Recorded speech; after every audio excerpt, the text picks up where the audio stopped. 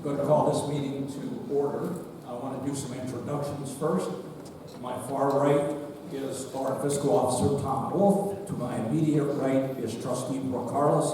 I'm John Sabo, president of Plain Township Board of Trustees. To my immediate left is Scott Haas, trustee. And to our far left is our law director, Eric Williams.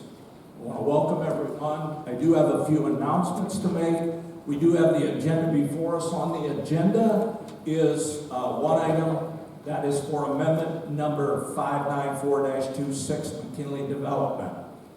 I do have a couple announcements I want to make, and then I will give some procedural issues as well as a little bit of understanding of what we're doing.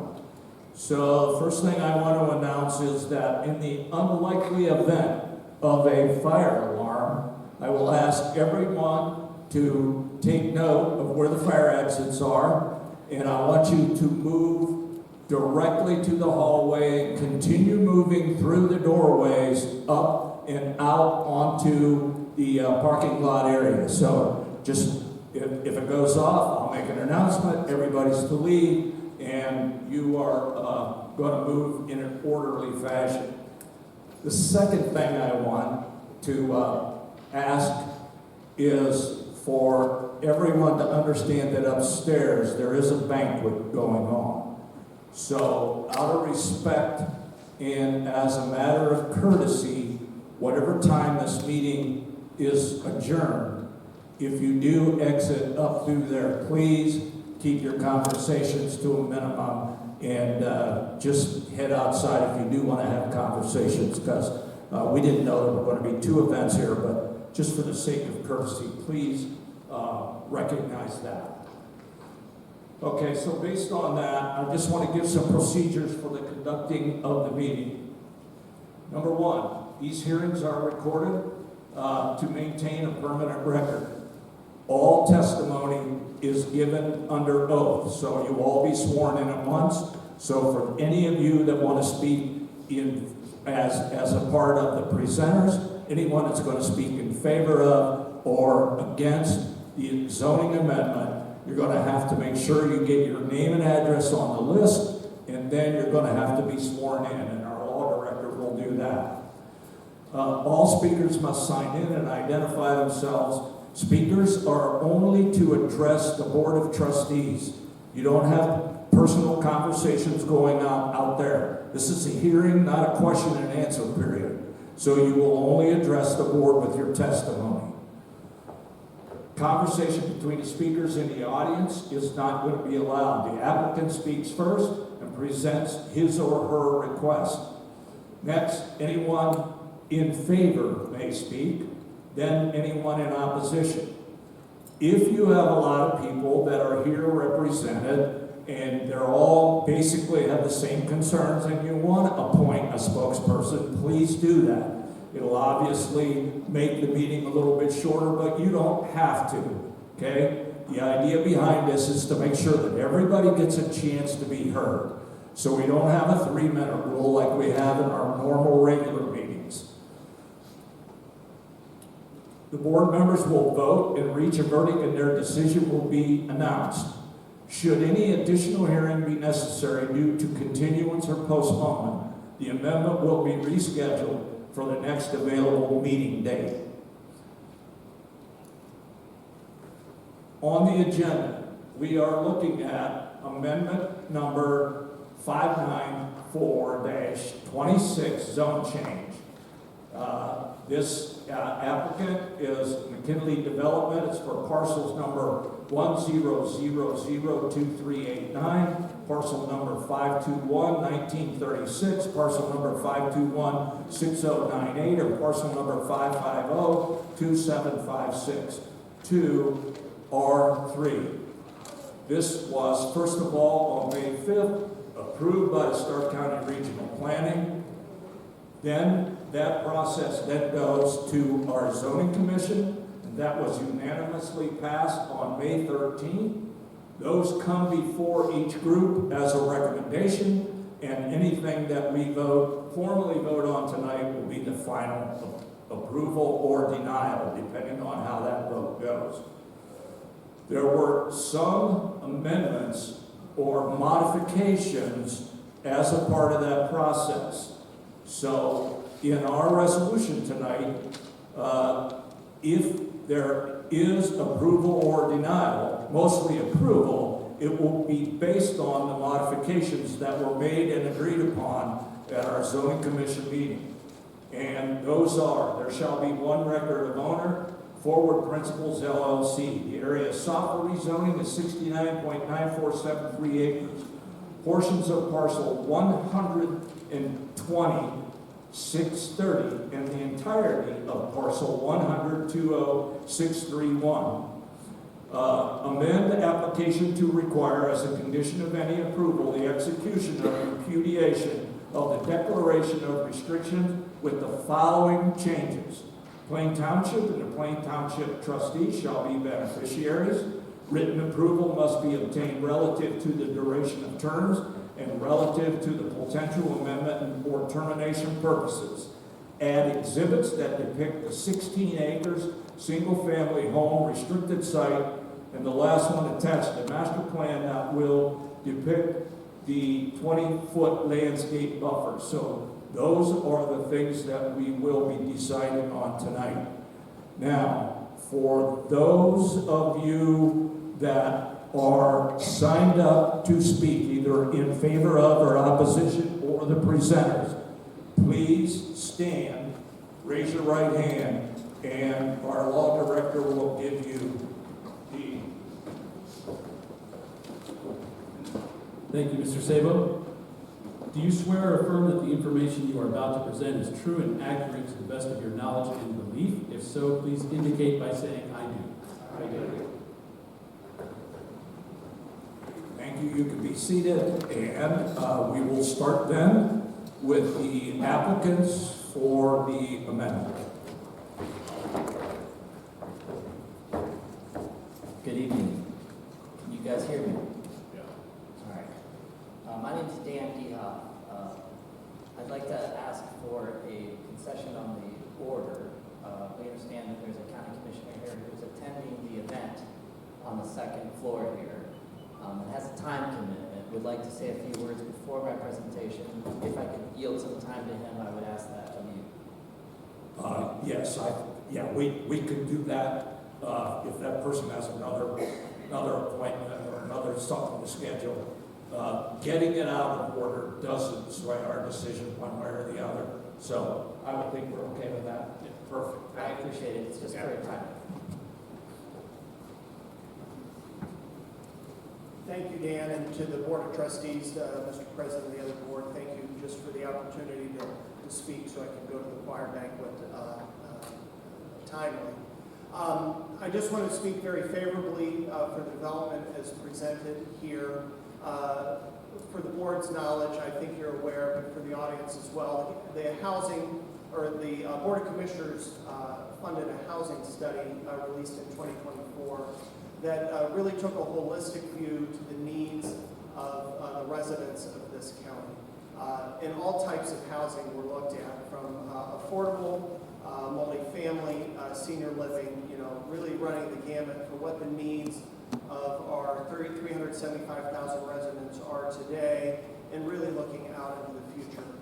And the net conclusion of that was that we need thousands of new units to meet aging housing stock, but really to meet the demographic changes that our county is undergoing. Specifically, we have an aging population in this county, and it's not unique just to Stark County, but it's really prevalent in our part of the state.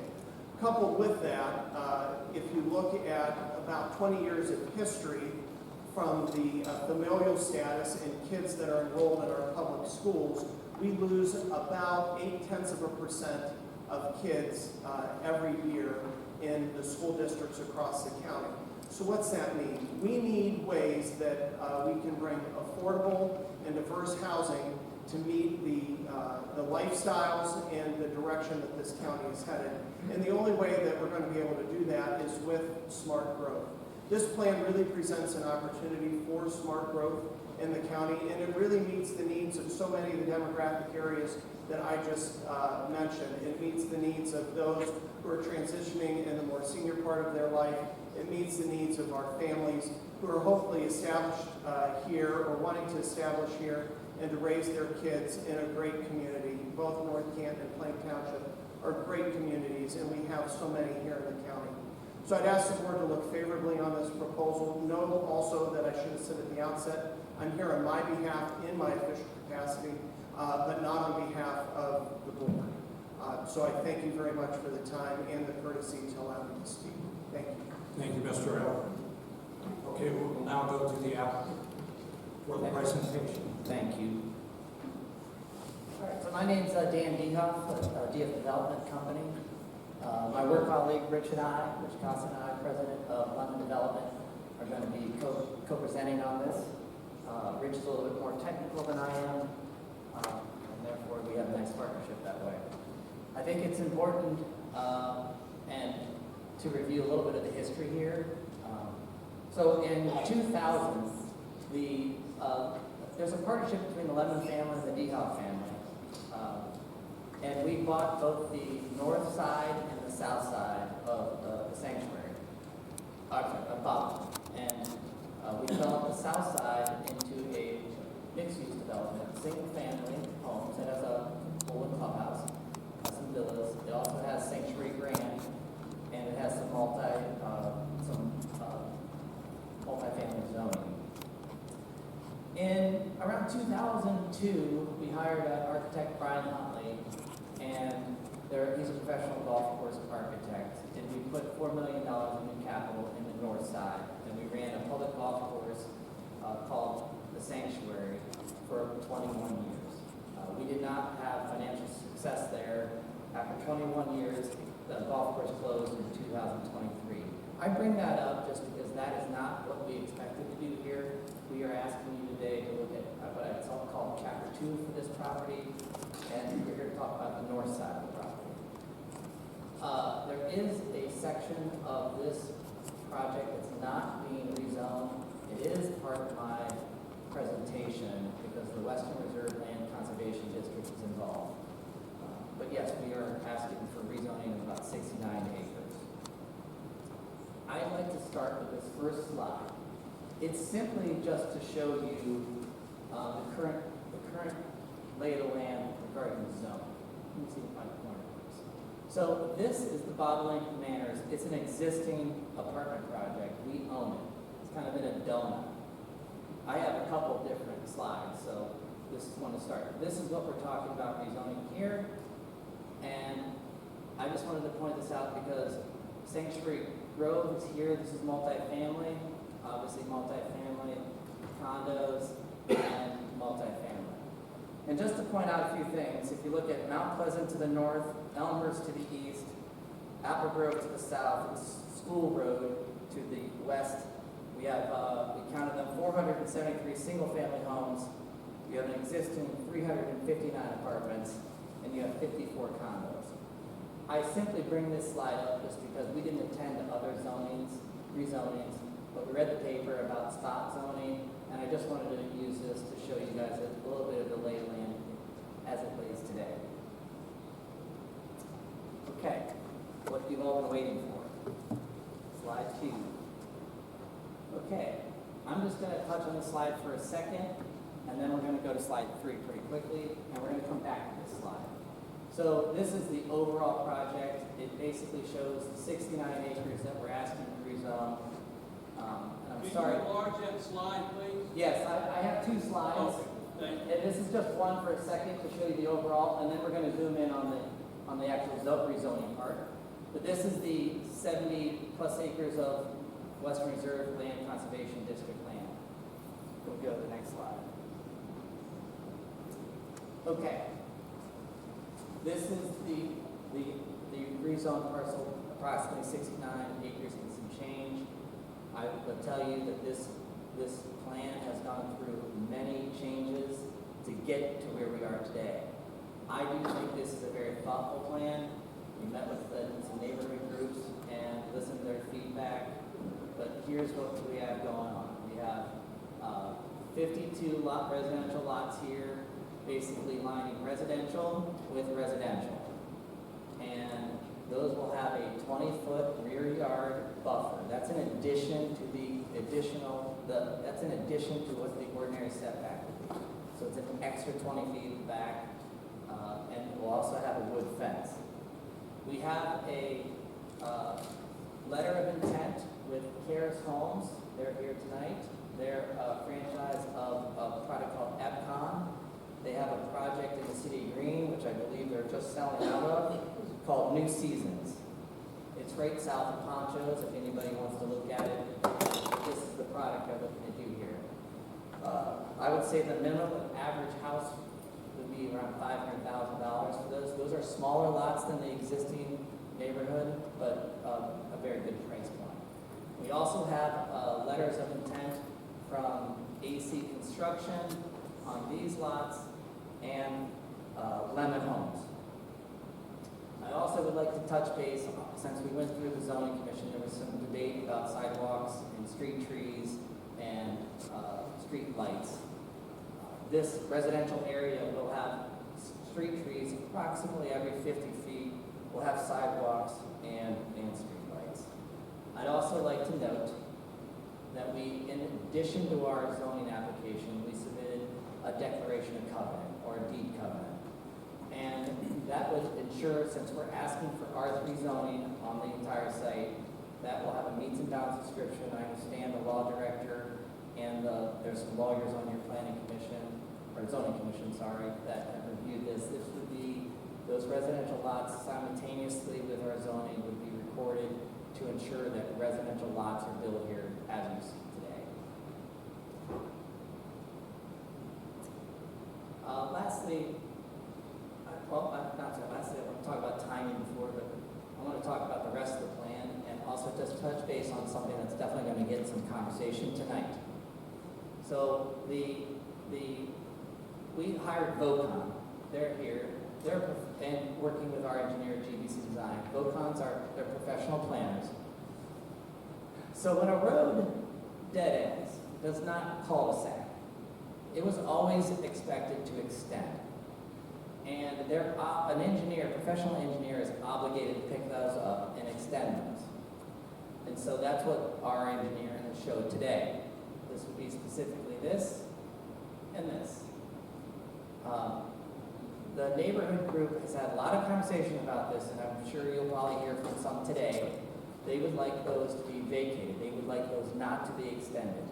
I just let you know that the Lemon DeHuff group is in full support of vacating those extensions. Those are not, those don't change our plan and don't change anything for us, and we'd be in full support of vacating those. I believe the process is something like there's some petitions that are sent to the commissioners, and then the commissioners maybe check with some various resources, maybe fire, police, but ultimately maybe send that to the county commissioners who end up maybe in control of that, which you heard one of them today, which he probably doesn't even know about it yet, but those are definitely going to get some conversation. Okay, the rest of the plan, we have villas. These are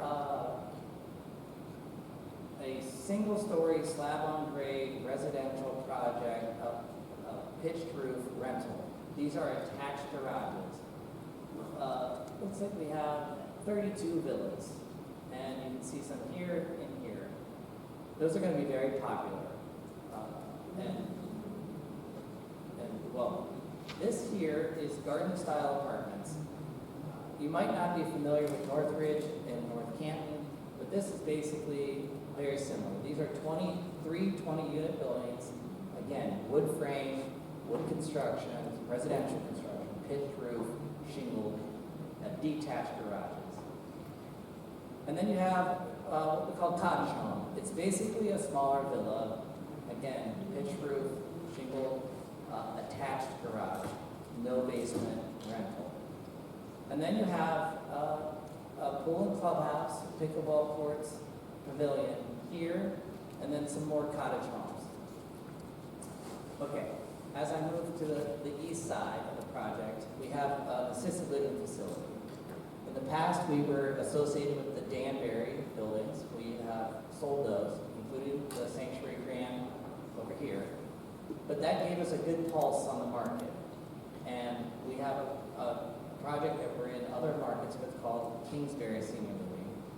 And we would propose a Kingsbury building here. This is an elevated building, 82 units. This is assisted living.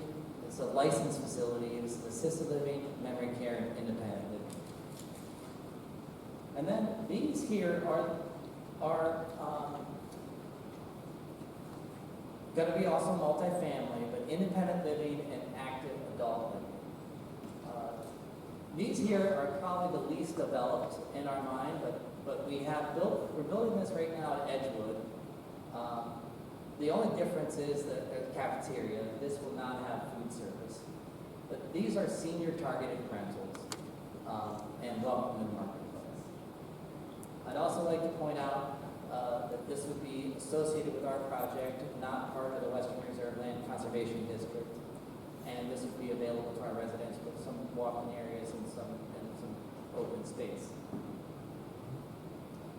Okay, lastly, thank you for letting me be timely here, is timing. I learned today that we sold our last lot just recently at the Sanctuary. We started in 2000. That's 26 years. Even though this is a large plan, this is going to be a multi-year, multi-phase project. This isn't going to be an all-in-one, come all at once.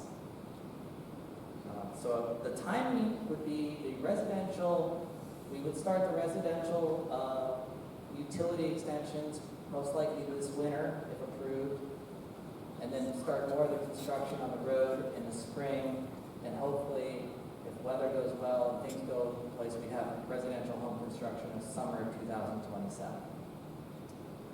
I'd like to ask my work colleague, Rich Costa, to come up here and tell you a little bit more about the utilities, a little bit more of the technical part of the project.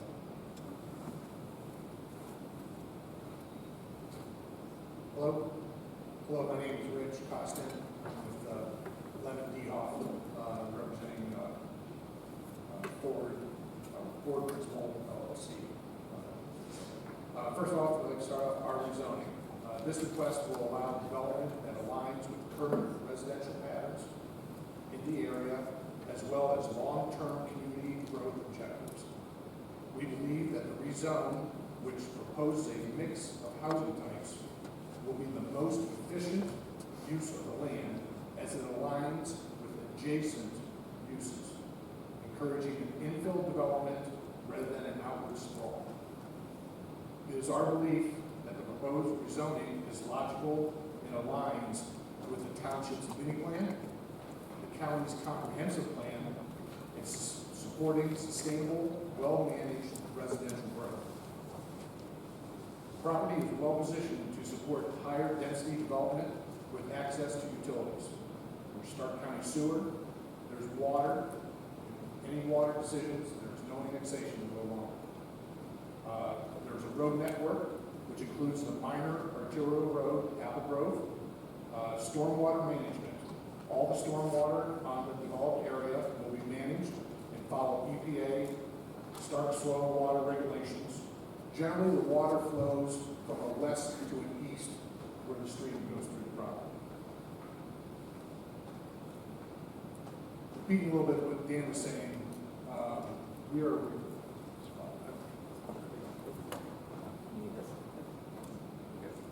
sorry about that. We are requesting a rezone of 69 acres to an R3 low-density multifamily residential. So that's obviously the part that is highlighted here and shows the buildings and so forth. The total property is 142 acres, as Dave was pointing out. So we have all this over here. Our rezoning, again, is only 69 acres, which shows the building. The balance, 73 acres, is not part of the rezoning. And as Dan said, we are working with Western Reserve Land Conservancy to buy and reserve the 73 acres. Basically, all this light green stuff over here that no buildings. Some things I'd like to point out about that with a successful rezoning, we will record an access agreement that the 15-foot strip out to Elmhurst shall be restricted against public access. So, can you guys see, the trustees see what this little strip here that out to Elmhurst? Okay, so we will put a restriction on that, no public access. Okay, we will also, upon successful rezoning, record an access easement out to Apple Grove. So if you look down here, you can see there's an access easement, the light green gets you out to Apple Grove. So that is how this parcel can be accessed. It'll come out to Apple Grove. See that? Yeah, that's considered to be the frontage down of that property. Yeah, technically, the frontage of the property for parceling is on, what's the road? That's Pine County, probably. No, the road. Elmhurst, I'm sorry. Elmhurst is the frontage of the parcel. But access to the parcel will come off of Apple Road. Real close to Marquardt, basically the entrance that we have that was there for the golf course. You'll come up here, make a right-hand turn, and that'll get them into the parcel. They will have direct access to Apple Grove and not have public access coming off of Elmhurst. Okay, traffic. Okay, so first of all, I'd like to point out the traffic. First of all, basically the project is cut in half when it comes to traffic. So we're going to start here with the single-family home that Dan was pointing out. And that's basically on the west side. That will be a public street. It'll connect here at the north on Beachmont and come through and connect on Hume. And that is a public street, so all these, the traffic for these 50 to 60 homes, single-family homes, will go to the neighborhood to the north and to the west. That traffic will not connect to the multifamily. The multifamily, this will all be private drives. It will come out to two entrances that will align with the streets on the south on Apple Grove. That all makes sense? Although it is not required of the rezoning process, we did commission a traffic impact study. With the traffic being handled at the county level, the traffic impact study will be submitted to the county, and we will follow their directions, whatever the recommendations come out of that. I'd also like to point out, from the zoning meeting to this meeting, we have had recent conversations with the county and with the city of North Canton on traffic concerns. So to make sure that they were aware of those kind of the plan. Basically what I wanted to talk through a little bit is what the neighbors are going to see. So these are mainly going to be the people that are living on Carmen. So they're the ones that are going to be directly against what we are developing. So first off, we're making the commitment that we'll build single-family homes abutting the existing single-family homes. No multifamily will be abutting the single-family homes. First thing we'll see is we'll be putting a solid privacy fence. I'm going to switch slides if that's okay. Maybe we'll zoom in a little bit.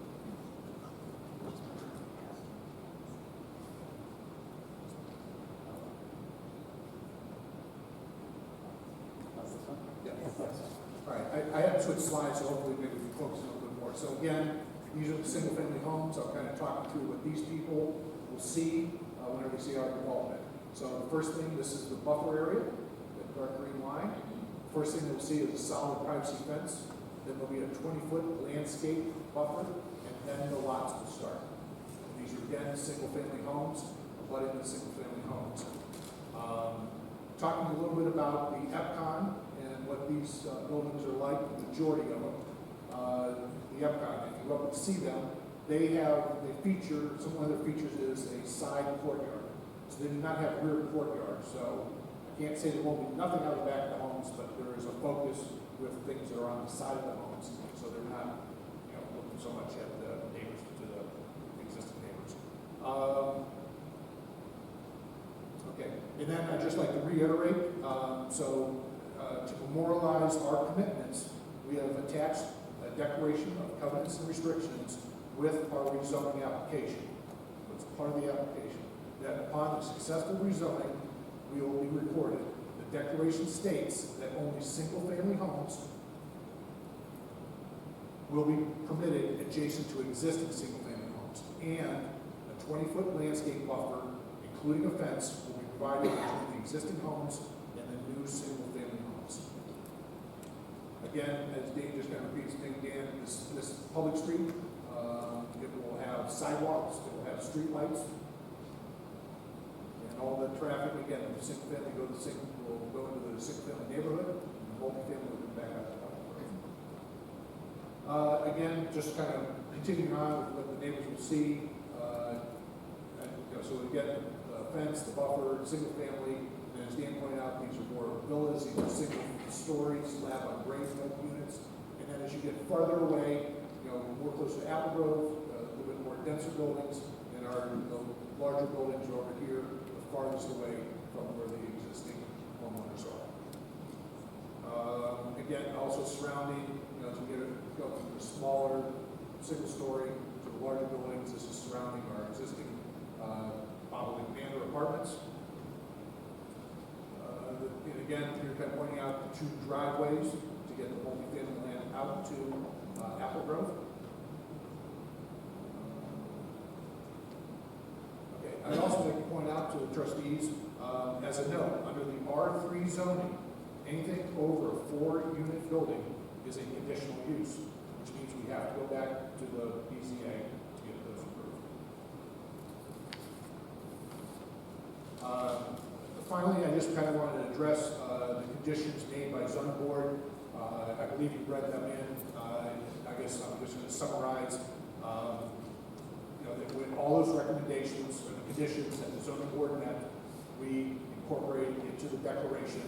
A copy was provided to the township and was reviewed by our attorneys and so forth. So we are complying or have aligned with all the conditions. Now, we wouldn't have to go over them individually, but you basically read them in to the minutes. Yeah. That is all I have. We're back to Dan. We're done with our presentation now. Anyone else to speak from the applicant? We're obviously here for questions. No one else from the applicant. Okay, all right, that takes us to anyone who wishes to speak in favor of. Chuck, you'll read the list and you'll come forward, go to the mic, and then speak to the board. These would be in favor, Yeah. so I guess they would just have, they don't have to mark Oh, okay. either way. All right. So. So anyone that wishes to speak in favor, step up to the mic, give your name and address, and give your testimony. Thank you. Good evening, Melinda Capalco, that's 3069 Fulton Drive. As I said, my name is Melinda Capalco. I'm Vice President of Development at the Canton Regional Chamber. The Canton Chamber has been proud to have served Stark County over the last 100 years. We have 1,900 members and we're one of the 8 largest chambers in Ohio. In my role at the chamber, oversee several initiatives, including our workforce initiatives. Just a little bit about myself. I moved here in 2024 from Cleveland, where I spent 8 years living. And during that time, I earned my master's degree in urban studies from Cleveland State University's Levin School of Urban Affairs. And during that time, studied community development and housing trends throughout Ohio during that time. So I first want to acknowledge any concerns expressed by residents tonight. I understand that when a new development is proposed, especially one that may change the character of an area, people naturally have questions. And people want to protect the neighborhoods they have invested in, preserve their quality of life, and make sure future developments strengthen the community, and those are reasonable concerns. However, I would encourage us to look at this conversation through a broader lens and consider the long-term needs of Stark County. And one of our biggest opportunities of this project is the opportunity to address the shortage of housing available for our workforce.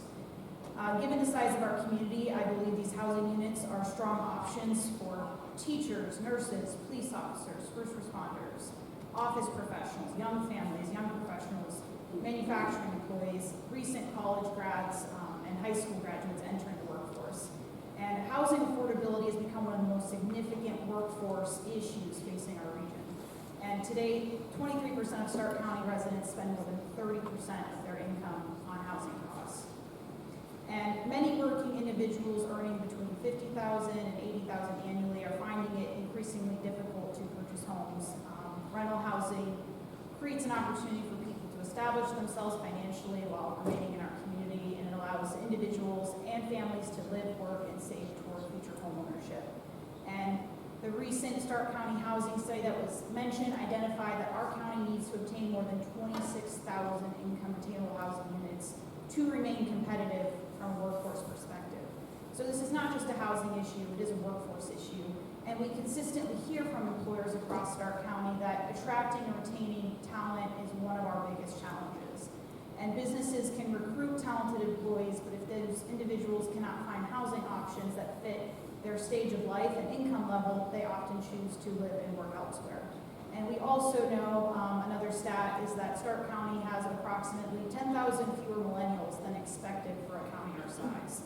And so young professionals often seek flexibility before purchasing a home. They may be paying off student loans, building careers, saving for a down payment.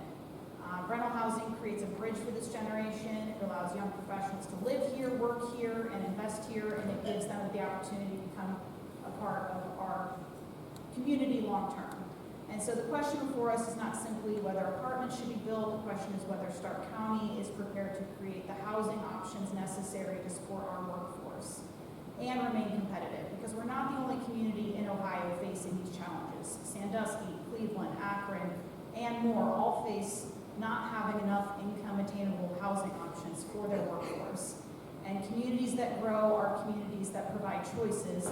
They create housing opportunities for young professionals, working families, seniors, and future residents at different stages of life. And so I do believe, and I am here speaking on behalf of the chamber, that developments like this can be part of that solution. And lastly, I do want to thank the DeHoff and Lemon family for their work to support Stark County, their leadership to push efforts like this forward. And the Camp Regional Chamber is grateful for their leadership and commitment to our community. Thank you. Thank you. Anyone else that wishes to speak in favor, ma'am?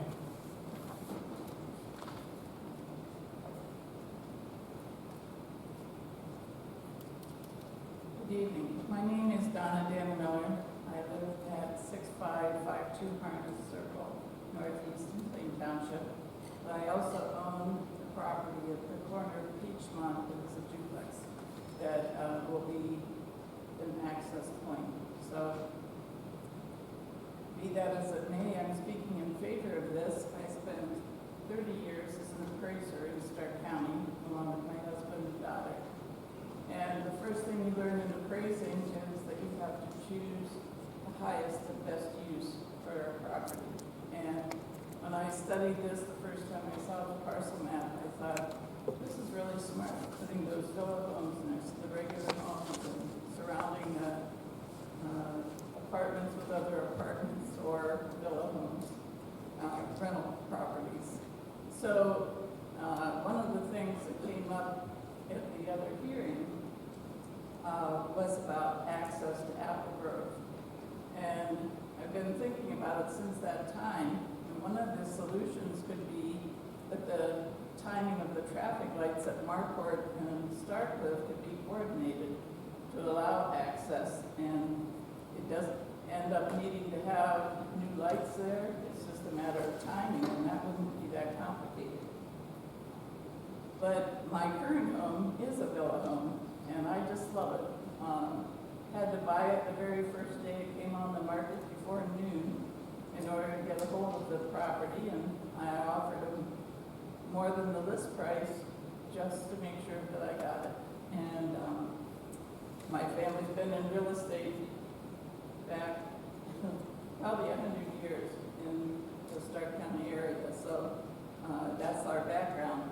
But one of the things that I really like about the villa homes is that they take care of the lawn, they take care of the snow plowing, and I can lock and go and be off without worrying about, there are no tracks in the snow in the wintertime if I'm not there.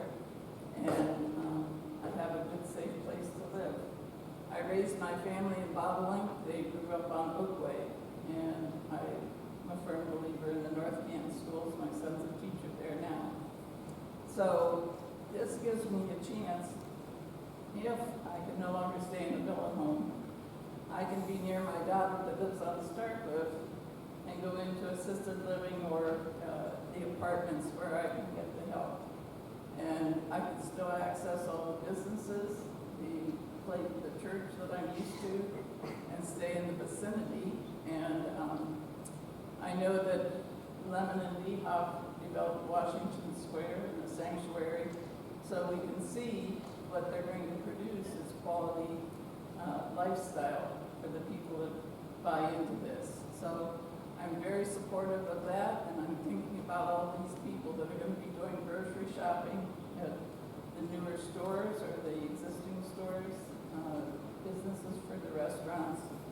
All of the businesses in the area are going to profit from having this development, which we need.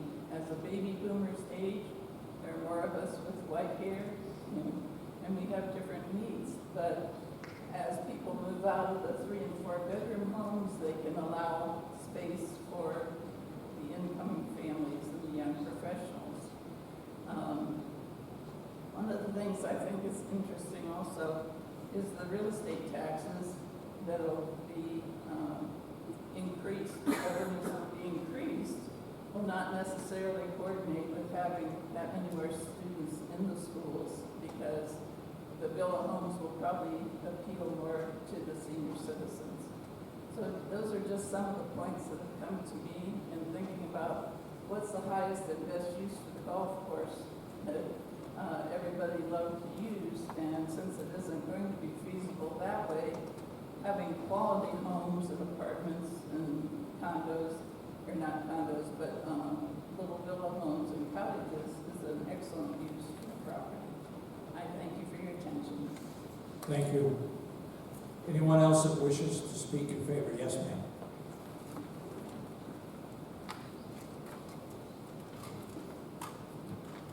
Thank you. My name is Glenna Wilson. I live at 1000 Laurel Green Drive, Northeast, North Canton. I actually live in the sanctuary. I've lived in Stark County all my life.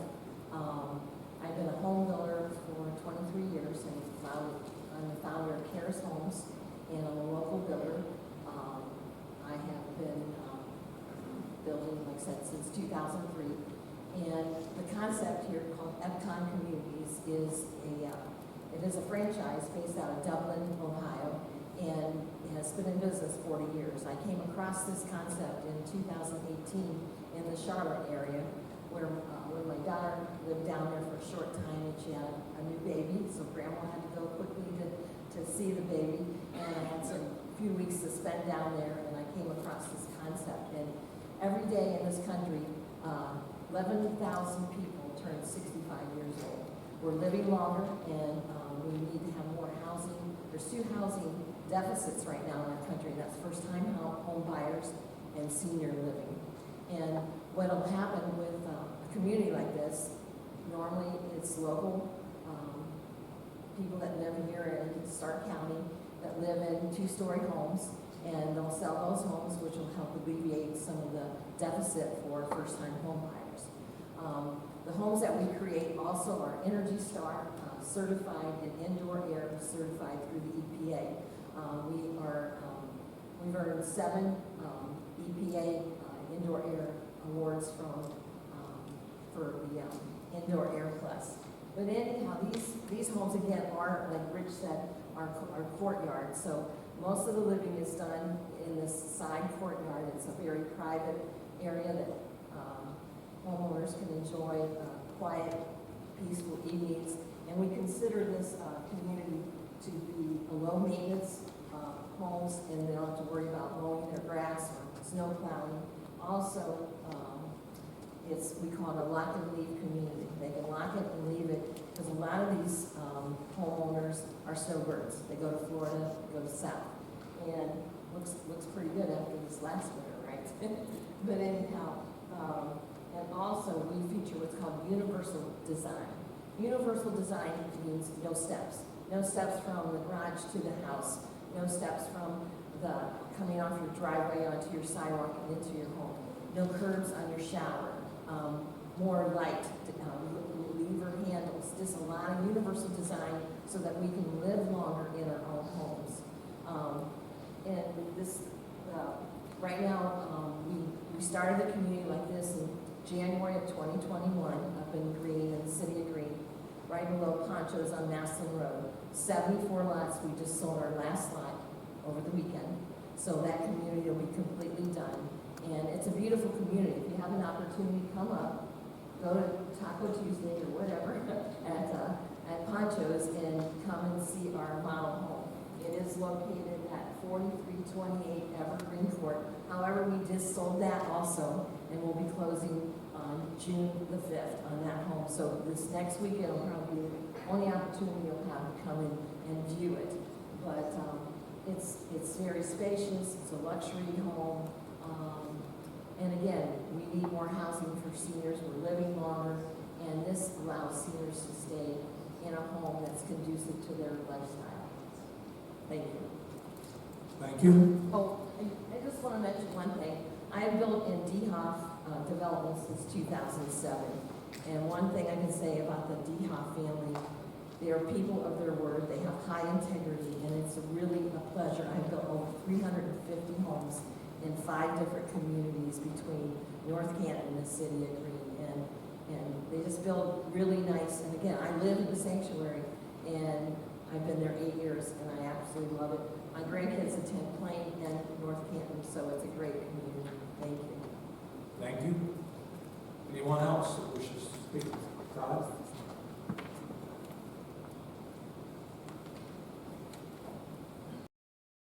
Good evening, Mr. President, trustees, fiscal officer, and law director. Nice to be here. Appreciate you giving me a few minutes here. The housing study that's been referenced so far this evening, I had the privilege to be the one who was leading it locally here with the consultants when we went through it in 2024. And we spent a lot of time going through the options, looking all across the county, what to fit, what will we need, how do we need it. That number came in, and it was already referenced, about 26,000 across the entire community, in all sizes, all shapes, all types. One of the big pieces that came out of that was looking at diversity in home structures, different types of structures. Distinctly remember riding around with the consultant, and one of the things he said, you have very little townhomes in your community. It's something you should think about. You need not to think about them to own, but also to rent, because that rental piece is important. Young people like to come try your community out, see what it feels like, and get to be part of it. The big other piece that comes into this is there are 9 recommendations that came from that study. 3 of them are touched by this proposal.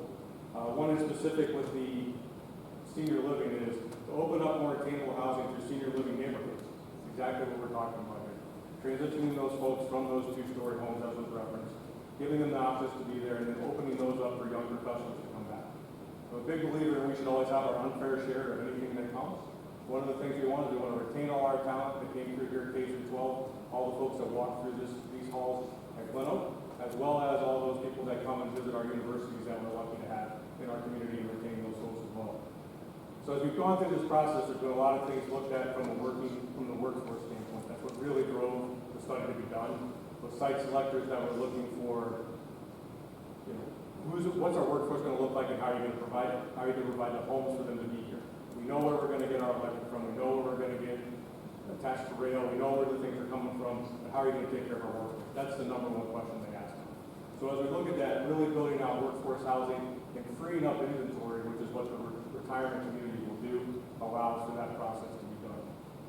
Some of these things come into play at smaller homes. People don't want as large a home to take care of anymore. They don't want as large a lots to worry about anymore, or they want to pay through HOAs and have those things taken care of for them as they go, and to have amenities like are depicted here with the community centers, pools, and pickleball courts, and all those types of amenities as well.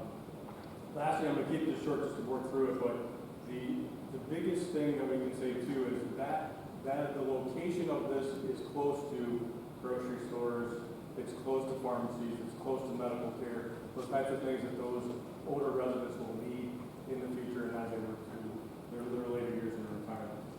We really spent a lot of time too working through the types of workforce we have. We have a median household income in Stark County somewhere between 63 and 69,000. Some of these will fit those individuals as they look at that. Some of these will be people that will move from houses that free it up for those that are in that 63 to 69,000 household income.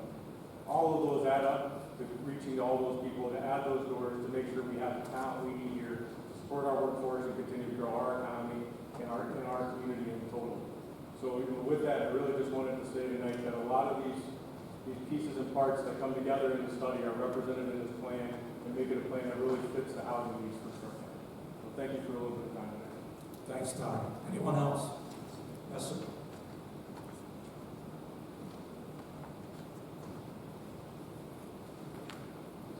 May I approach, give you a couple of handouts? Yes.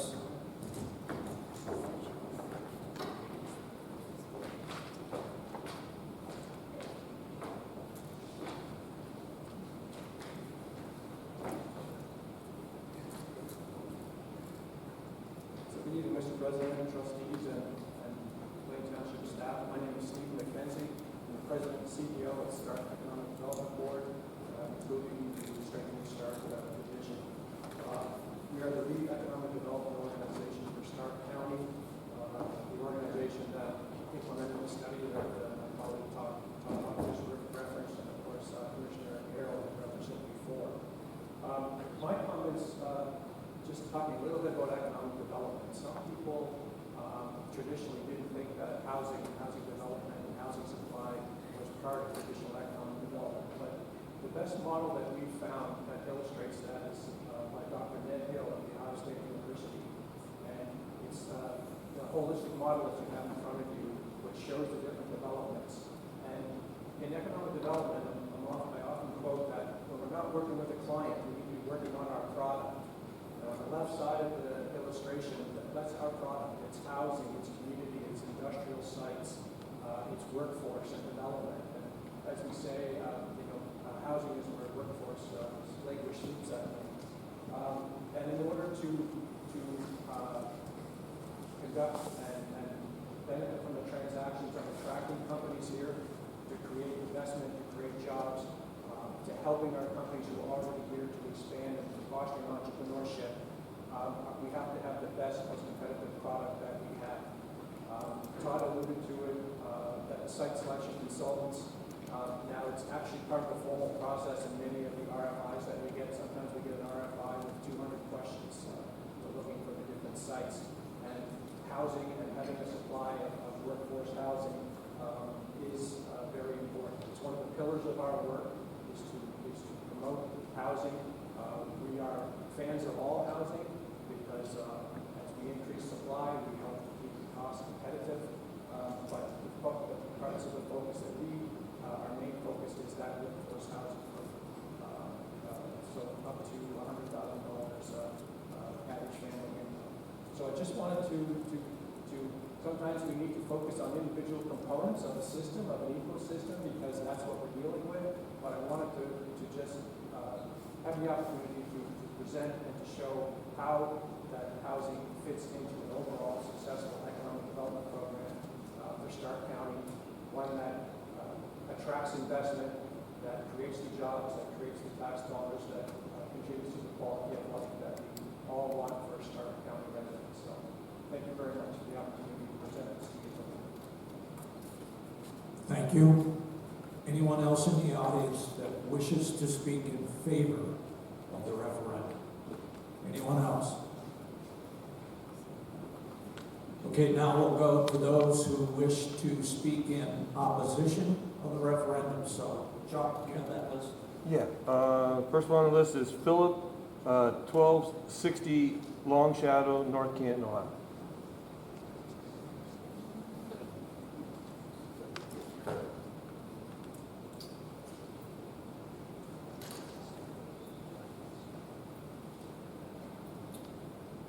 Thank you. My name is Philip Tryon, Tryon. We live at 1260 Long Shadow Avenue in the sanctuary development.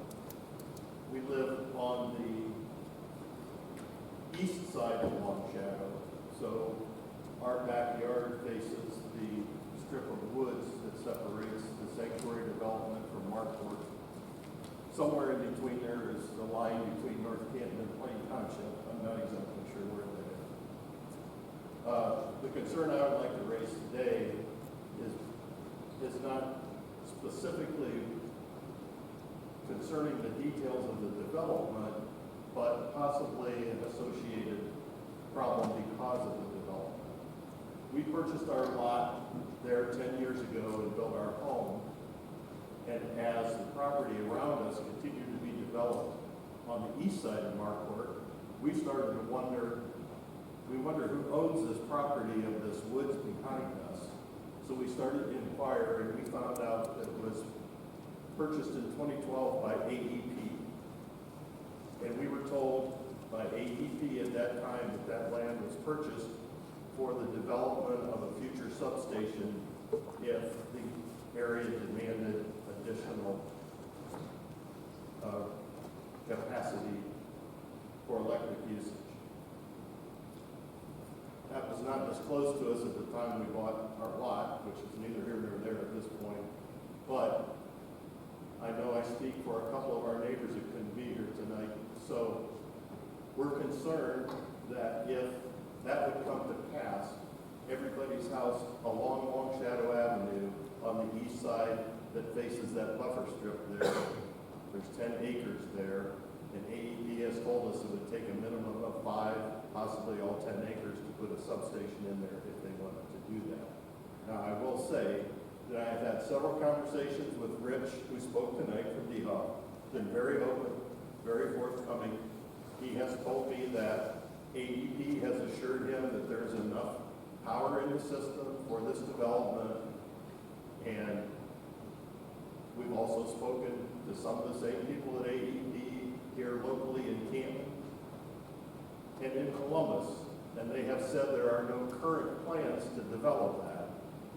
But it is our concern as this property develops, and we're all for development, and everybody's spoken about the need for housing and everything, but that would significantly damage the property values of every one of those homes along that street if that were to have a substation put in there. So I just wanted to put a matter of record for not only ourselves, for some of our neighbors who couldn't be here. It is a concern. It's not within your control. It's not within our control either.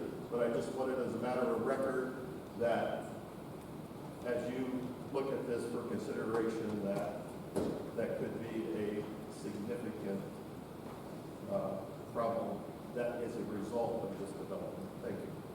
Thank you. Who's next, Chuck? Melissa Trickett on 7440 Carmen, Plain Township.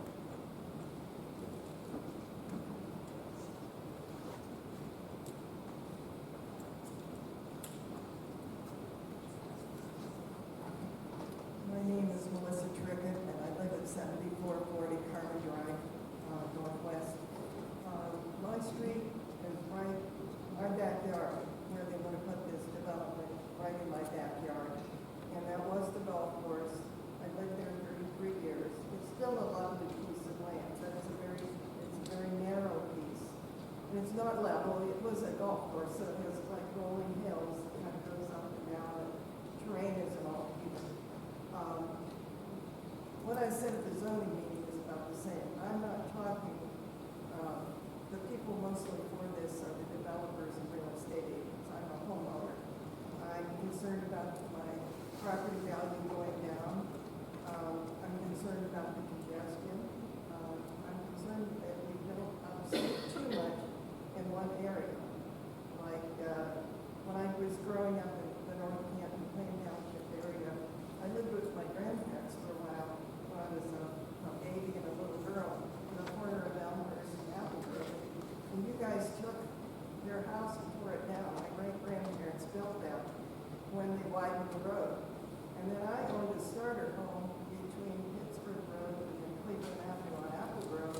When they widened that part, what was my home, they took almost that whole front lawn and put a sidewalk in. There's no front lawn anymore. Then they've had all these developments go up during my lifetime, all these different, developments around North Canton. And I said, when's enough enough? It just seems too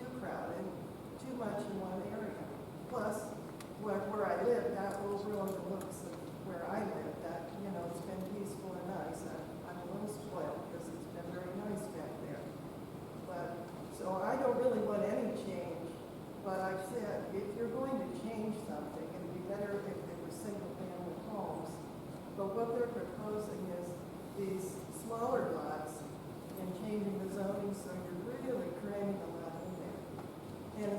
And where I live, it's just kind of a narrow green space left, because they have the sanctuary grand development right up the street from us, and then they have, I just look across the expanse, the green expanse, and that, and you see the other apartment complexes, and then they're gonna cram all these things in this one little strip there, and it just seems like it's gonna be really crowded.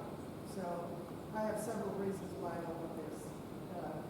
And I don't know why they don't have that protected green space, or why can't the Nature Conservancy or Stark Parks or somebody that does conservation just use that little bit of green space and add it to that protected area? Why do they have to bring it right in there in our backyards in the Carmen Drive? I don't know why they need to do that. Now, if they, sounds like a nice drawing and like a nice development somewhere, well, why don't they pick a place in Plain Township that has a large area that's never been built on, and they wouldn't be right up against other people, other allotments, and then they wouldn't be encroaching on anyone, and they could still have more housing for seniors and whatever they, think they need more housing for, and they wouldn't be that far from where we can.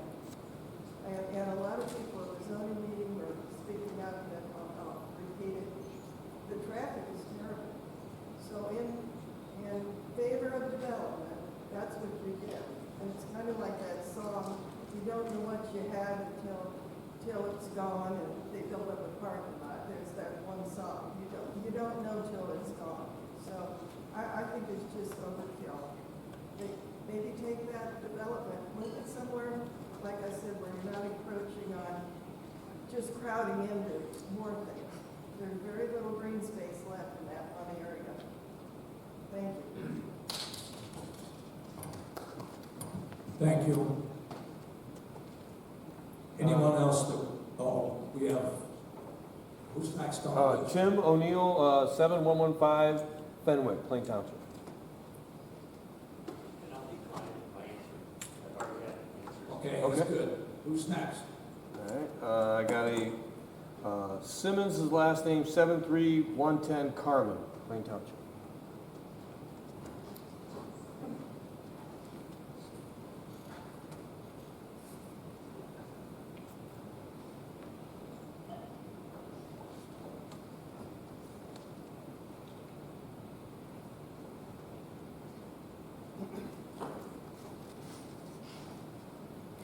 Sorry, I was looking through an Apple Group link to get up there.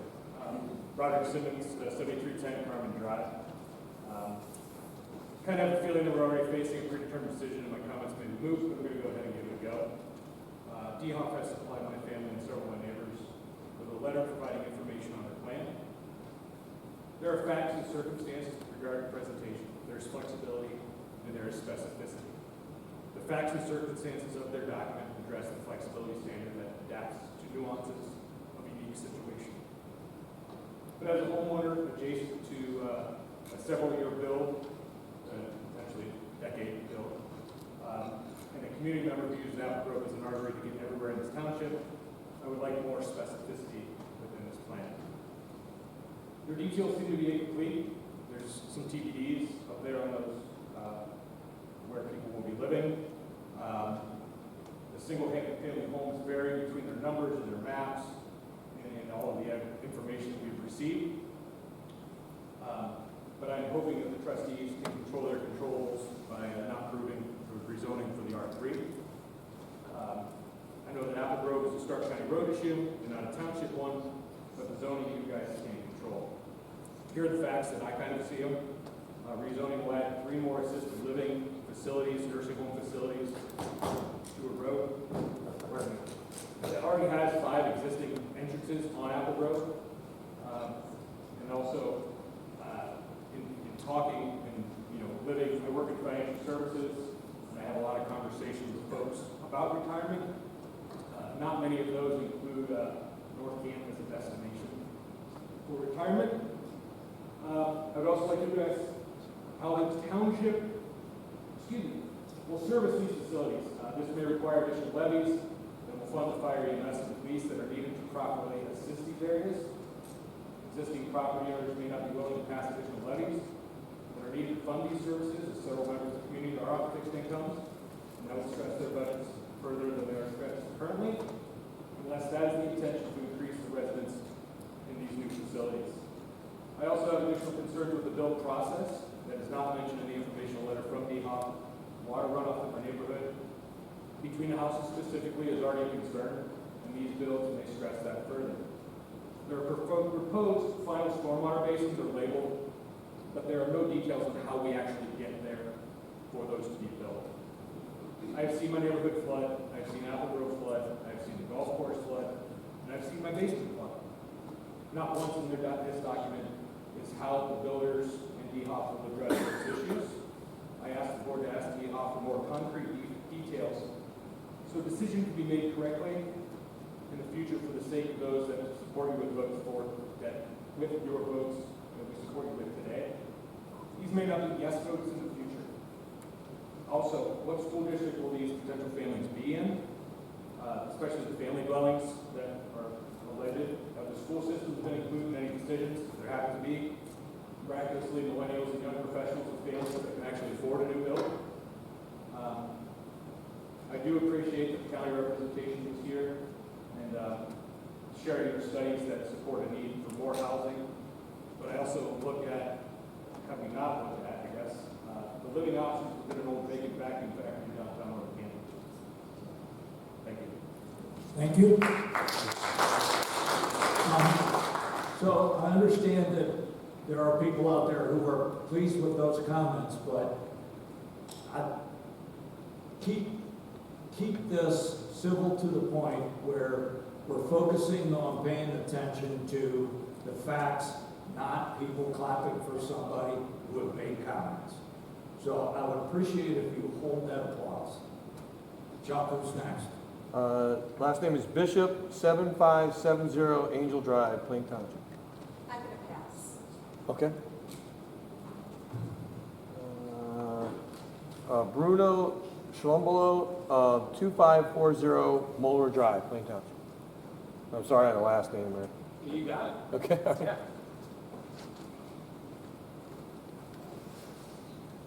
I'm Bruno Sharlo. I live on 2540 Moeller Drive, kind of up in the top left corner of that map there.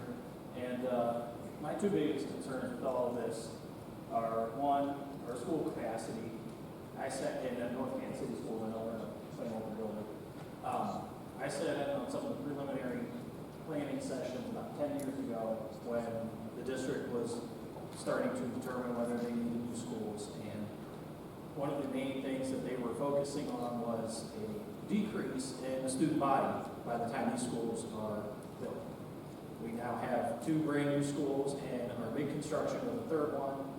And I have concerns with the amount of students that these new housing developments will bring. Next up is sort of what others have said about the change in scenery and privacy for those that live on Carmen Drive. You know, they purchased a house that was visible and golf course adjacent, and turning that into a multifamily development and single-family homes where it looks like some lots have potential 2 to 3 lot lines that butt up behind them, is not great. So I feel for them. Introducing a new development with this population density and introducing it to this neighborhood is not, I think, in the best interest of the residents of that impacted area specifically. Thanks. Thank you.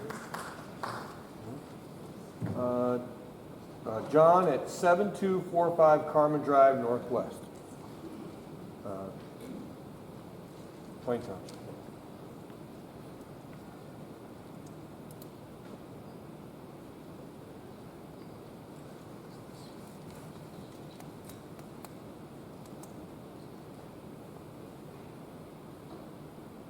Good evening, and my name is John Schaaf. I live right on the corner of Carmen where it ends right before it goes into this proposed new development.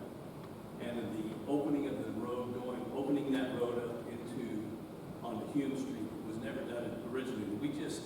I'm one of those guys that we just moved here 3-4 years ago to retire and play golf. And the golf course was presently then sold, and I had a beautiful barn behind me. It's gone, and it's just a great community. I love the community. We come from Delaware, and so it's just a great community. We love it, and we want to continue to be a part of the community. But bringing more traffic down that road, and it's going to cause more people.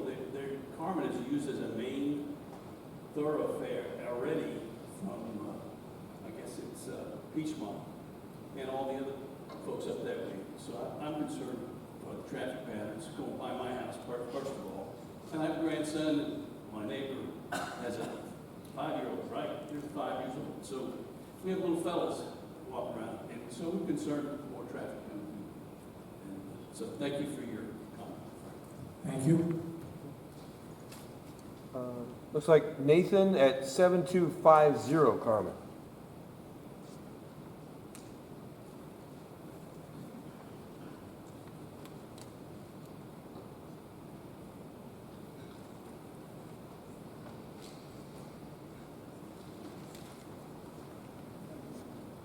Hello. Yeah, I'm Nathan Bortrager, 7250 Carmen. The white roof there that you see right in the corner where the new house is built up to, I'm not to say anything against anybody else, but I might be the most affected house here. As with this new development, I'm looking at 5 new neighbors. 2 on my side, 1 on the corner, and 2 in the back. As my neighbor mentioned, I have a 5-year-old, and the traffic patterns worry me a little bit. I do appreciate the openness that they have talked about with, potentially keeping that road closed versus it opening up. That is something that I do appreciate, but that is a big concern of ours is if that doesn't happen, the added traffic coming through. Again, like you mentioned, buying a house that backed up to a golf course, I'm losing that. Backing a dead-end drive with a 5-year-old, I'm losing that. And then also just the worry of putting in that much traffic on Apple Road for emergency services and things like that as well, and making sure that emergency services can get in and out when things do happen to people. One of the other biggest concerns I have, again, is just the longevity of how long this might take to get everything done.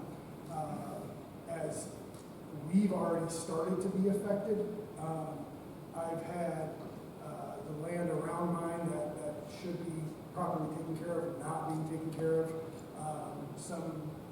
Some of the stuff has been dumped on my property that shouldn't be dumped on my property already. And I have some worries about that as well, with, again, 5 houses being put around, whether or not it's going to be done in a proper manner and not kind of destroy all of the homes that have been here for as long as they have. Those are my main concerns. Thank you. Thank you. Looks like Karen and Bob at 945 Peppergrass, North Canton. Okay. Then I got Melissa at 915 Peppergrass, North Canton.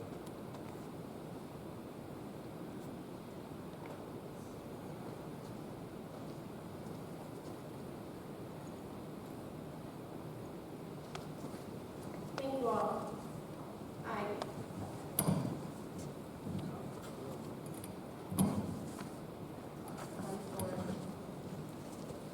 Okay. Everybody hear me? It's nice of Mr. DeHoff's friends to come and expertly cherry-pick statistics to justify a predetermined outcome. I just wanted to point out that they used countrywide and county-wide numbers to justify a very local rezoning when neighborhood level data matters. Treating population growth as automatic proof that any density anywhere is appropriate, I urge you to be careful of that. I feel like we're ignoring infrastructure limits, environmental impact, and compatibility, and we're using parties without independent review.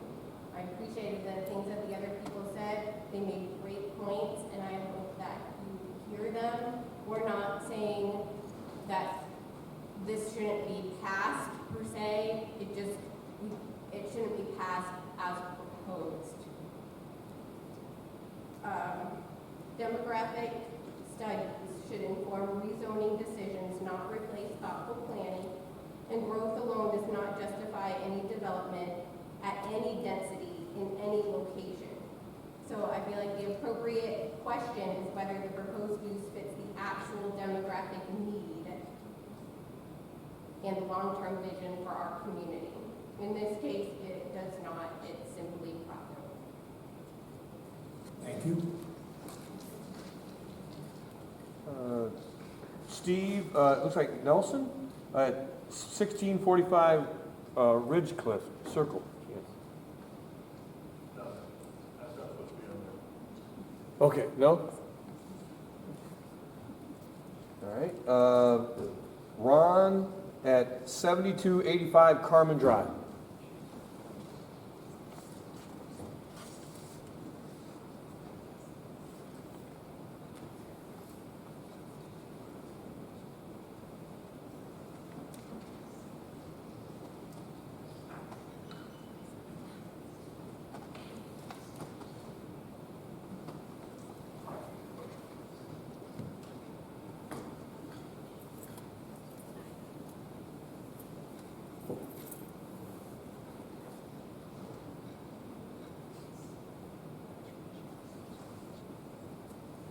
Good evening, my name is Ron Borgo, from 385 Carmen Drive. One comment first about the presentation by the chamber, which is very good issue. Let's talk a lot about young professionals. That's not the target audience for this development. Just to say that. I live across the street from one of the neighbors on the golf course, and I understand their concerns about seeing huntings and everything, but you can see a golf course. And I understand the fence. But my first concern is the visual. You know, a fence is a fence is a fence, no matter how pretty it is, it's ugly. And I'm wondering if maybe landscape, bushes, shrubs, whatever, might be a better option, or a combination of the two. Maybe a fence, and also then some shrubbery to dress up the fence. So I'd just like to bring that up for whatever it's worth, that maybe there could be a better way to satisfy the need there. The fence kind of separates the new from the old, so on and so forth. I'm wondering what benefit there would be that could be worked into this project for those who live in that area, Carmen Drive and so on and so forth. We have a tremendous wetland there, and I understand there's a purpose of development perhaps. Wondering if there could be some combination of development where perhaps instead of a fence, we'd have access through the fence, an opening where we'd have walk my daughter on the sidewalk, walk over to the wetland, so on and so forth. Rather than just shutting up one neighborhood and making another, it's sort of a way to combine the two in one of the greater spirit of unity and benefit for all concerned. And I just encourage everybody to look at that and think about, rather than one side versus the other, come up with ways that we can come together on this to the benefit of all concerned. Thank you. Thank you. Richard at 2530 Sheffield Street, Plain Township. I'll pass. Okay.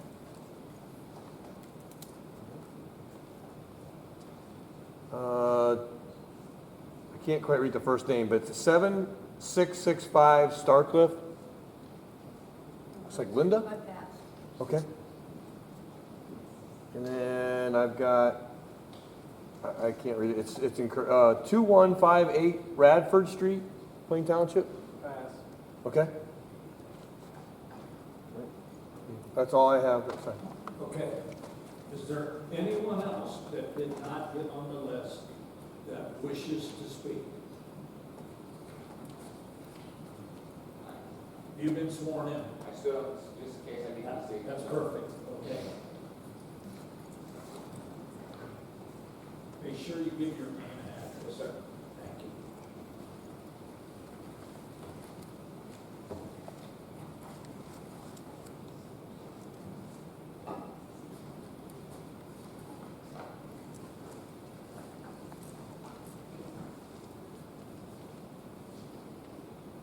My name is James Halke. I'm at 7330 Carmen Drive.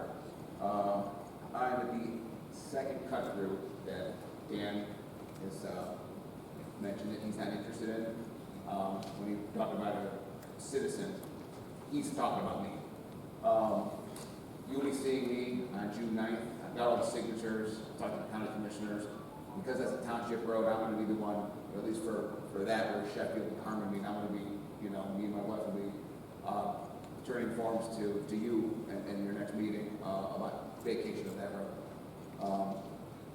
I'm not for or against this development. That's for other people to decide. I kind of wish it was less dense, but again, you guys decide that. If you do not vacate that road for me, you will force me out of my home. I'm just letting you know that now. I'll state the same thing when I come here tonight. My house is 19 feet, the actual brick of my house to that road. The driveway's not even big enough for me to park my truck in it without being, the rear bumper being out in the street.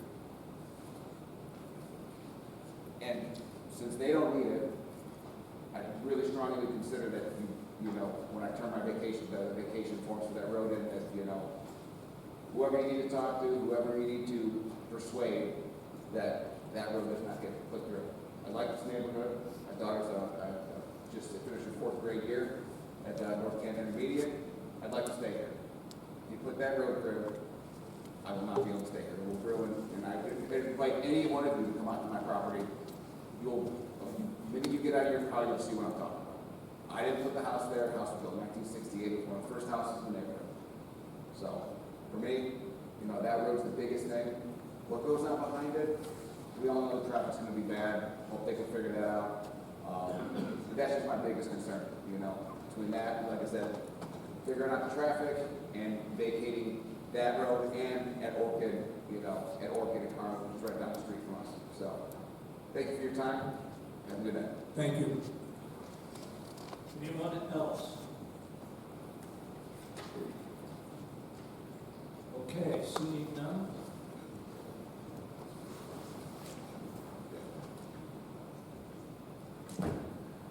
In order to bring this forward for formal board discussion based upon the presentations, I'm going to make a motion, whereas the public hearing was held on May 28th, 2026 by the Plain Township Board of Trustees to consider Amendment 594-26 of Plain Township zoning map to rezone portions of the following vacant parcels off Apple Grove Street: parcel 10002389, parcel 5211936, parcel 5216098, and parcel 55022756. Whereas such hearing was properly and timely held pursuant to Ohio Revised Code 519.12, whereas the Plain Township Board of Trustees has duly considered the nature of the amendment and the reasons therefore, the recommendation of the Plain Township Zoning Commission, the Stark County Regional Planning Commission, and the information provided any and all other interested persons.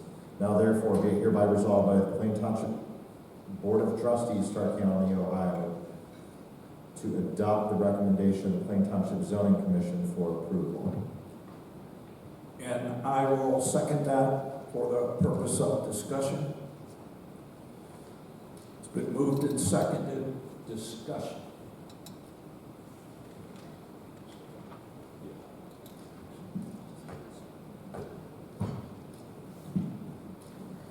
Okay, so for the sake of discussion, I've got some different notes, certainly on different points here.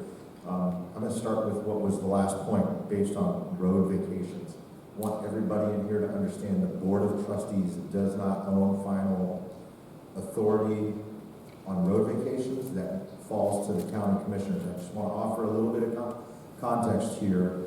Typically, it requires an opinion from the sheriff's office, the fire chief, as well as the road superintendent. That gets provided to the county. We have been through this in the past in Plain Township, different area of the township. Initially, the commissioners who were in place at that time authorized it, but then later reversed the decision. So just know, clearly between what you as residents are saying, whether you're in the city of North Canton or Plain Township, as well as the developers and builders, it's clear that there's a desire to have it waived. So I'm going to tell each and every one of you, you need to take direct responsibility as well to reach out to the commissioners, because just because we're the board of trustees, I get it, we're the elected officials, we represent, there's power and impact in numbers. So don't leave here tonight and go, oh, well, we told the township trustees just follow on that. You all have a responsibility as well to follow on that, so your point is clearly and effectively communicated. As far as with respect to preservation of green space, is Dan has presented here tonight. We're working with Western Reserve Land Conservancy to actually preserve what's the equivalent of about half of this. The township's been committed to green space preservation because, quite frankly, just on the south side of Apple Grove, east of Marquardt, we recently closed earlier this year on 47 acres. That said, we're actively working with Dan and Western Reserve to find a long-term solution. I will tell you this, based upon the grant funding sources, assuming it would all come together, when we say that stays preserved as green space, have zero expectations of it being maintained or manicured like a golf course. That's not what the green space is. It may have some active passive use potentially, but until we can get that across the finish line. So I want to speak to that. We have had very strong success on that in the past. Specific to the traffic, at the end of the day, I know as a trustee, as long as you meet weight limits and speed limits, everybody's allowed to travel on public roads. So whether it's quiet and passive or active, Apple Grove itself is built for that type of traffic and so forth. I've sat on the county access management committee over the years. Outside of the traffic study, which the developer has done and was not required, I think speaks to the quality and integrity of the work product and the thoughtfulness that they put into these projects. I can tell you we would certainly champion outside of the road alignments like they're saying, working with Keith Bennett and his office of the county engineer to sync up the timing of those traffic lights.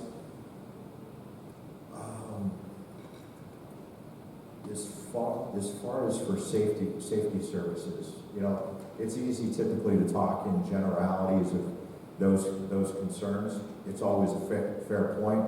I will tell you, our fire chief has done a 10-year look back, which includes a number of new developments and so forth. And essentially, there's about a 1.32% increase per year. Essentially, it's going to net out to there's no significant impact to the delivery of our fire EMS services, as well just in conversations with our county sheriff, Eric Weisburn, and Captain Hall, who oversees our staff. We have a very responsive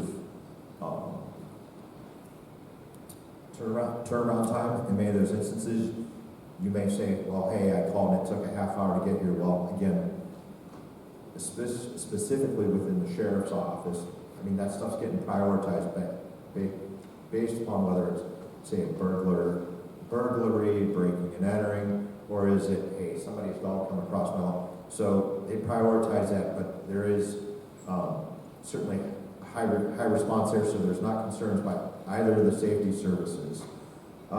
With respect to the property as well, when this goes before regional planning, the county engineer, soil and water, the county engineer, I'll take a look and put, feedback on that.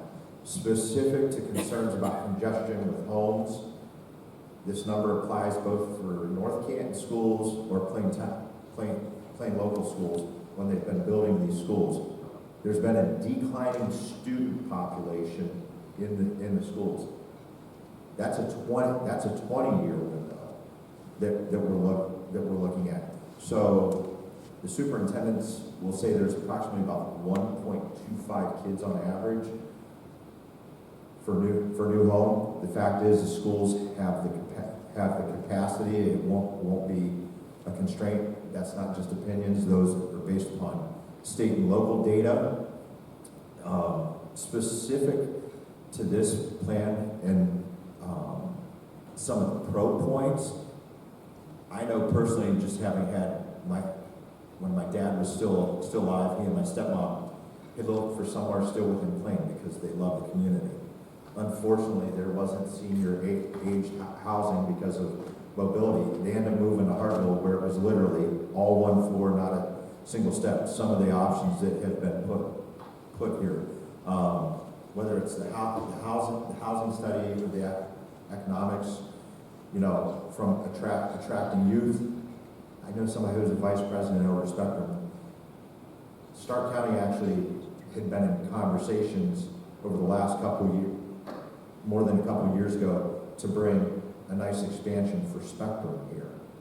We didn't have the housing or the talent pool, and that was even taken into consideration reaching up further north. So the housing is very much a major trigger here. Yes, Plain Township is predominantly a bedroom community, but we also have a responsibility and an obligation to do everything we can to protect, defend, and grow our business base, because honestly, it's the business base that helps offset some of the taxes, because historically, for every dollar that's collected residentially, it's about $1.20 to extend services. Quick math tells me that's deficit spending. That doesn't work. But when you add the business element into it, for every dollar collected in the commercial business side of it, you're looking at 65 to 70 cents to deliver. So that helps offset each other.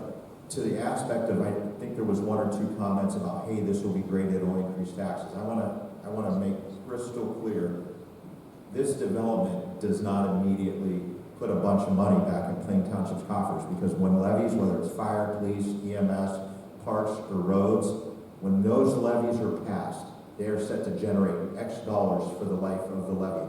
So if we add in more homes, essentially that dollar amount gets dispersed amongst that many more homes.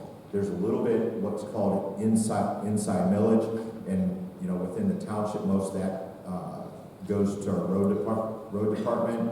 I think it's maybe $100,000 in total. I can tell you that's not even going to pave a quarter of a mile of road. So for me, I think it's important when we look historically. In my tenure as board, DeHoff, Lemon have been respected builders in the community. We've got a number of their projects from Saratoga Hills, the Fountains of Edgewood, and so on. What I would offer, I think this is, in my opinion, is a thoughtful plan. And I say it's thoughtful from this context. I look at this could be all R1 housing pretty much immediately, and none of us are in here meeting tonight because there's no need for a zone change request. Typically in those R1s, you tend to see a lot more driveways dumping out into roads and so forth. But with this plan that's been put forward, especially around the Bottling Manor and some of those villas, being that's all private roadway, that's less infrastructure, honestly, for the township to maintain, but yet it contributes to the tax base and the folks that are going to seek services and so forth. The other side of the pendulum is because you do have Bobolink Manor, plus you have Sanctuary Grove, you already have multi-unit housing there. And I'm not saying that this is what DeHoff and Levin would do, but I'm looking at best case and I'm looking at worst case. And the worst case is they can propose this all of it is multi-unit. Say it gets rejected at regional planning, zoning commission, and their recommendations, and comes before the board of trustees and say we decline it. At the end of the day, technically they could take it to court, and they're, I'm guessing, highly likely to win, because they would be denied similar use of other parcels that are already afforded multifamily. So for me, knowing the needs, when you take a look at the local data for Plain Township, the socioeconomic numbers, we're a bedroom community and we're certainly a senior community where folks are trying to figure out where they can go. To me, this makes a reasonable transition. The reality is, it's never going to be a golf course again. I think the only way that could happen is if somebody here wanted to cut a big check to Dan and them for, actual costs, not future opportunity. But, for me, I have peace of mind between our safety services, the schools, talking with folks at the county level. This has not been a knee-jerk plan just thrown together. So that's the only comments I've got at this point. So let me give you a little bit of some information regarding my background so you understand where my rationale comes from. For 17 years, I was fire chief in Plain Township. So my role at that point in time was the person that had to either give recommendations on any type of growth at all in any of these issues. And so I understood the process of zoning, and I understood how big this whole thing is, when it's not just a matter of a developer that says, okay, we have the zoning, now we're going to start building. There are so many hoops and so much coordination that has to be done before ground starts to be turned up. So understand, somebody was asking in regards to, well, there's not enough facts here. They can't even always give facts because they have certain things that they have to obviously abide by in terms of what the regulations are. So that's one issue. The other thing that you've heard a lot of talk about the study, and we were very familiar with this study. So we understand, all those issues within Stark County, and I certainly think that, we have a responsibility to look at what that overall smart growth of the county is, because even though this is situated in Plain Township, it's far bigger than just a Plain Township issue.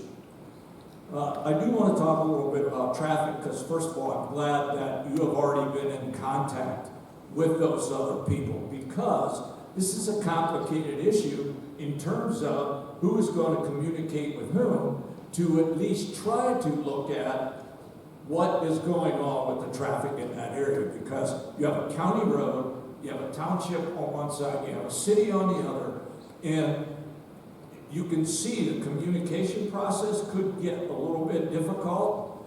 Well, regardless, I can tell you right now, regardless of how this stuff goes, I'm going to go back to our board, and I know these two will start shaking their heads, because we believe, based on what we've heard tonight, whether this passes or not, we have to at least coordinate and look at all of those recommendations of, whether it's the timing of lights or whether we relook at, what the traffic patterns are. So I'm going to look at the possibility, I'm not going to be the one to lead it up, but I think we should create a task force, and that task force could be representatives from the development, representatives from the township, representatives from the Homeowners Association, with the City of North Canton County Engineers.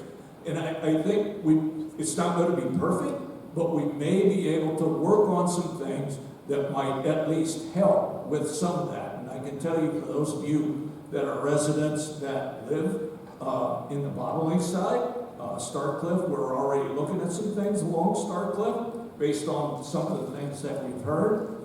Unfortunately, there's this belief that township trustees can just throw up stop signs anywhere they choose, and that's not reality. You have to be able to justify those. So we're going to be looking at that as well.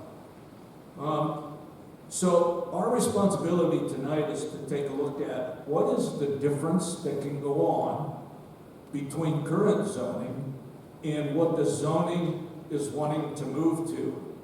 Because I think there are a lot of people that misunderstand that's still zoned R1. And if a developer came in and decided to build that all R1, I did some math calculations and I hope I'm close. Okay? At 15,000 square feet, you take that acreage, 70 acres, divide it up, get rid of what a percentage for the roads would be. They don't have to do anything beyond zoning setbacks, and you calculate that up, that's going to be around 150 residential structures going onto that property, and we wouldn't even be holding this meeting. Okay? You don't have a say. Because as long as that particular development meets subdivision regulations and regional planning approves it, you don't get a choice whether there's a buffer or not. You don't get a choice how the streets go. You don't get a choice in any of that. So we have to take a look at what are the best options here. Okay? So for me, I look at this overall plan and I say, wow, there's only one residential street. That's one residential street that our road department is going to maintain. Everything else is going to be private. So I have to look at that as a plus. Okay? So we talked about buffers, and you wouldn't have a choice of buffers or not. They would build 150 homes. They could do however they wanted as long as it met subdivision regulations and regional planning. So I do want to make that point because it's not going to save the golf course. I think we just have to accept the fact that something is going to be built there. Now it's our responsibility to decide what is going to be the best use of that property. We heard something about spot zoning. This is not spot zoning. Spot zoning was that Bobolink Manor that originally was zoned R3. So a long time ago that was zoned R3. It just makes sense now that we blend and combine that particular zoning in that area now to fit what the rest of the community looks like.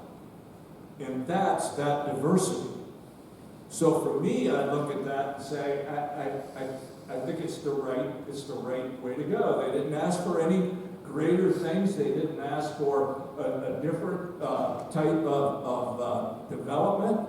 So for me, I just think it's a good fit.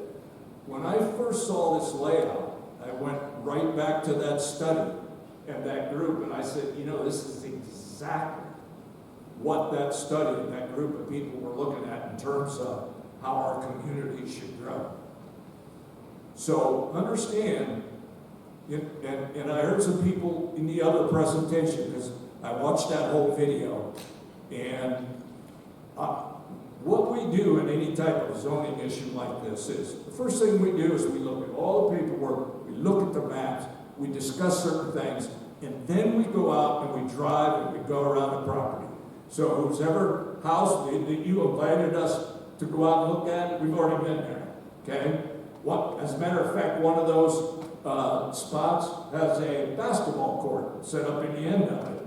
And, you know, Scott's already explained about street vacations. So how that will work, once the developers decide what they don't need, then there's a petition that started.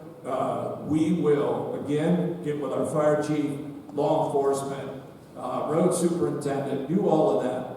But then, once that road is vacated, and I'm pretty sure there's 2 driveways that come off of one of those, okay? Is that, okay? Just so you know, if that street is vacated, at that point, there'll no longer be snow plowing. It'll go from the main thoroughfare down to that stub.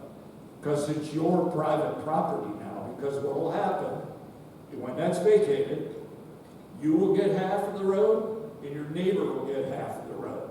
Okay? It becomes your property.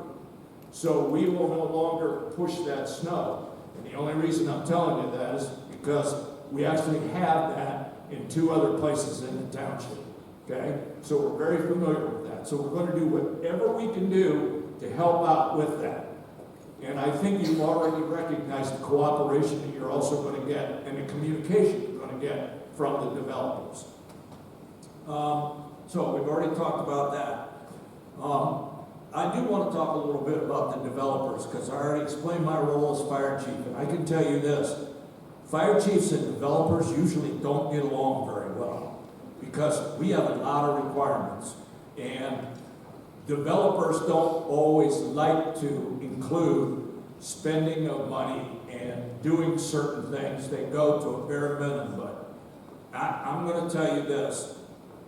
In working with the DeHoff and Lemon Group, I can tell you that what you see tonight in terms of communication, cooperation, and their sympathy to the community and their sympathy to the people in the surrounding areas is realistic and true. Okay? And I just want you to know that if they made this presentation to us and said specific things are going to happen, I trust that they're going to happen. Because we've worked with them, we have experience with them, they're local, they're not going to leave, they're going to be around, and they're going to continue to build nice developments. And they're going to be sympathetic to the people around them. And obviously, they're going to work, obviously, with the fire chief when we start talking about infrastructure, and you start talking about water development, where the hydrants are going to go, all those issues that you don't see, but what actually goes into the development process.